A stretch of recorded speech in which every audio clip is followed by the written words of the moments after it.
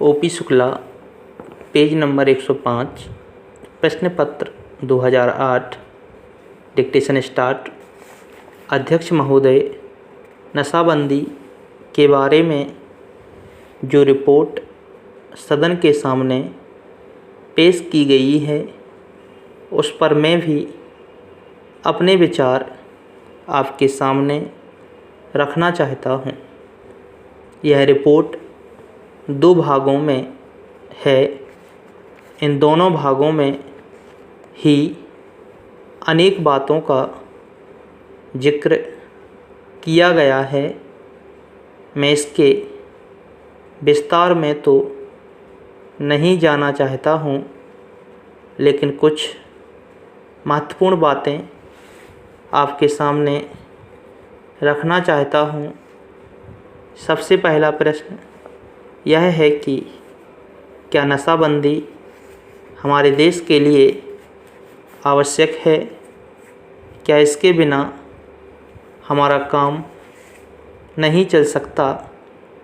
मैं समझता हूँ कि हमारे जैसे गरीब और पिछड़े देश के लिए शराब आवश्यक नहीं है। शराब एक ऐसी चीज़ है जिससे आदमी के दिमाग का संतुलन बिगड़ जाता है। इसीलिए हमारे देश के नेताओं ने नशाबंदी करने के बारे में सोचा।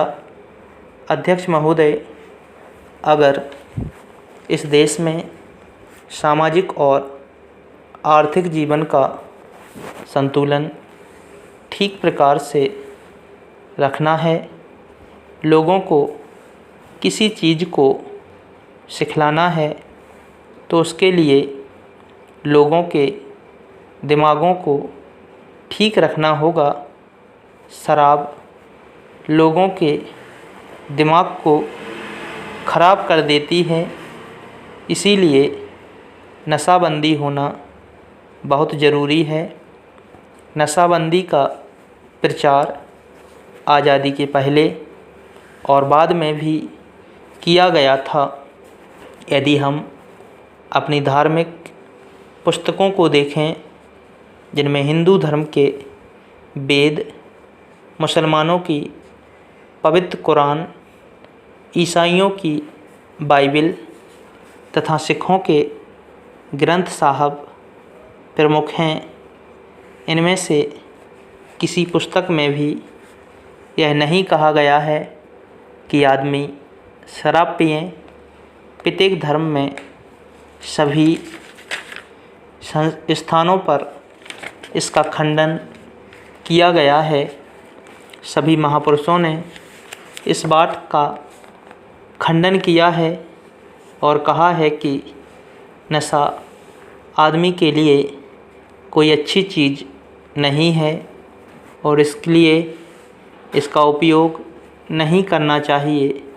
मैं आपका तथा इस सदन का ध्यान दिलाना चाहता हूँ कि जहाँ तहाँ भी इसमें ढील दी गई या जहाँ नशाबंदी नहीं है, वहाँ हालत पहले से ख़राब ही हुई है।